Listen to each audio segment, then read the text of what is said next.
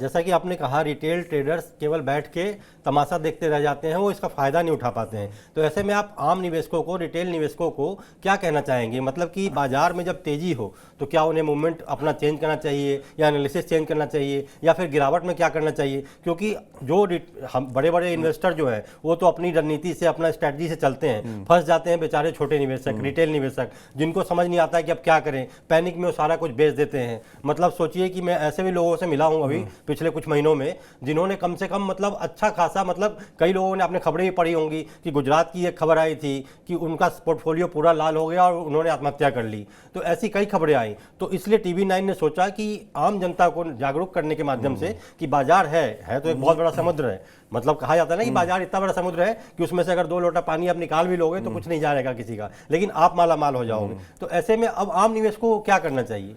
देखिए, सबसे बड़ी बात है कि जो लोग अपने आप को सो कॉल्ड, जैसे हम आज मैं अगर बोलूं कि मैं इस पूरे न्यूज़ रूम को चलाऊं तो मैं इकोनॉमिक्स में ठीक हूं, तो जो लोग कहते हैं कि मैं निवेशक हूं या मैं इन्वेस्टर हूं, इनके पास आज वो समझ नहीं रहा कि हम पहले लेते थे और 10 दिन बाद मेरे पास पेपर के फॉर्म में डिलीवरी होता था। आज टेक्नोलॉजी फास्ट हो चुका है, मेटलाइज बिकम डीमेटलाइज, emails become mails become emails, commerce become e-commerce. तो ये डीमेट अकाउंट जो है, ये सिर्फ हम मेटलाइज बिजनेस को ही डिजिटल फॉर्म में ट्रेड कर रहे हैं। अगर हम गोल्ड लेते हैं तो गोल्ड का प्राइस जो मेरे डीमेट अकाउंट में है और गोल्ड का प्राइस जो मेरे फिजिकल फॉर्म में है, बोथ विल रिमेन सेम।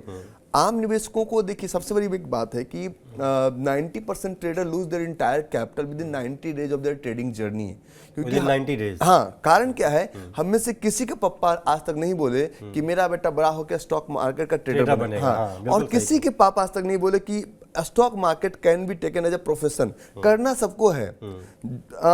इस गलती में क्या होता है, लोग बाय चांस एंट्री करते हैं। बाय चांस आप डॉक्टर नहीं बन सकते हैं। अगर मान लीजिए आप खोल दिए तो सिल नहीं पाएंगे।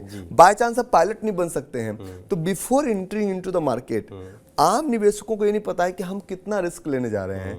रिस्क का जो पोर्टफोलियो है, that should not be greater than 0.5%। मतलब 1 लाख रुपया है तो ये दिमाग लगा के चलो, चाहे आपको लगाना नहीं आता हो, 500 रुपया का ये स्टॉप लॉस लेना है। वो क्या कहते हैं, 1 लाख लगाते हैं, 10,000 का कोई दिक्कत नहीं, कल फिर ऊपर जाएगा, करण अर्जुन वापस आएंगे, करण अर्जुन कल 20,000, अरे कोई दिक्कत नहीं, मार्केट है, जीरो थोड़ी हो जाए, वो तो ऑप्शन लेके बैठे हुए, कल फिर 30,000। उनको 4 चीजों का पता होना चाहिए, एंट्री और एग्जिट। अभिमन्यु को पता था कि एंट्री कैसे करना है, एग्जिट प्लान नहीं पता था, फंस गए ना।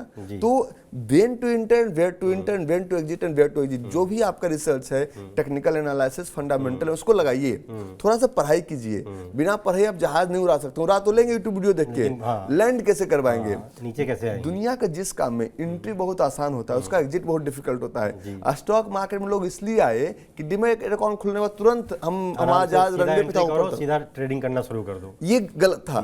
एग्जिट प्लान क्लियर था। दुर्योधन के पास भगवान श्री कृष्ण गए, बोले हे दुर्योधन, तुम दे दो केवल 5 ग्राम, रखो अपनी धरती तमाम। वो स्टॉप लॉस था। मतलब एक कहा भी जाता है कि आप घुसना तो जानते हो, लेकिन अगर निकलना नहीं जानते तो आप चक्रव्यूह में फंसोगे ही। बिल्कुल। तो ये वही एक टाइप का चक्रव्यूह हो गया जो बीते 5 महीने में कितने निवेशक फंसे हुए हैं और वो चाह के भी अब नहीं निकल पा रहे हैं। मतलब वो चाह भी रहे कि अब इससे निकल जाए, तो उनका चूंकि लॉस इतना बड़ा हो चुका है कि अब चाह के भी नहीं निकल पा रहे हैं और उनके पास केवल वेट एंड वॉच करने के अलावा कोई नहीं है। क्योंकि पैसा आप रिकवर करोगे, मान लीजिए आपने 1 लाख के शेयर ले रखे हैं, उसकी वैल्यू आज 40,000 हो गई, आपने उसको रिकवरी के लिए फिर 10,000 लगा दिया, वो और नीचे 30,000 पे आ गया, फिर आपने 10,000 लगाया, फिर वो और नीचे आ गया। तो अभी जो बाजार में सिनेरियो था पिछले 5 महीने से, वो यही था। तो अब बताइए कि ऐसे में निवेशक जिनका भारी भरकम लॉस हुआ पड़ा है, तो उनको अब क्या करना चाहिए? देखिए, सबसे बड़ी बात है ना कि जो निवेशक है ना सर, वो कचरा स्टॉक देखते हैं, पेनी स्टॉक देखते हैं। निफ्टी की एक भी स्टॉक की वैल्यू 2 लाख करोड़ से नीचे का नहीं है, लेकिन निवेशकों को क्या पसंद है, 400 करोड़ का आरकॉम,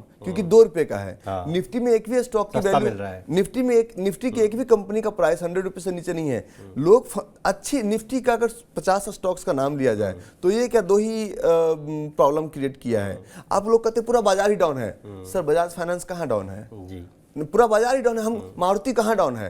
अब लोग कहते हैं सेक्टर वाइज चलो, तो एक माँ बाप के 5 बच्चे एक जैसे नहीं होते हैं, और एक सेक्टर वाइज कैसे आप चल सकते हैं। एक सेक्टर की 5 कंपनी, एयरटेल हो गई, आपकी आइडिया, आपका आरकॉम, आपका MTNL और आपका TTML, तो इन 4 डाउन, एयरटेल ऊपर। तो एयरटेल ऊपर होने का कारण, एयरटेल के ऊपर होने का कारण ये है कि एयरटेल का मार्केट का बहुत अच्छा है, फंडामेंटल्स अच्छे हैं। एयरटेल 10 लाख करोड़ की कंपनी सर, आरकॉम 400 करोड़ की कंपनी, उससे आप कैसे कंपेयर करोगे? हाँ, तो प्रॉब्लम ये है कि हम स्टॉक सिलेक्शन ही सही नहीं करते हैं। हम बाजार में पहले ही सड़ा हुआ टमाटर खरीदते हैं और फिर सोचते हैं कि आगे बढ़े।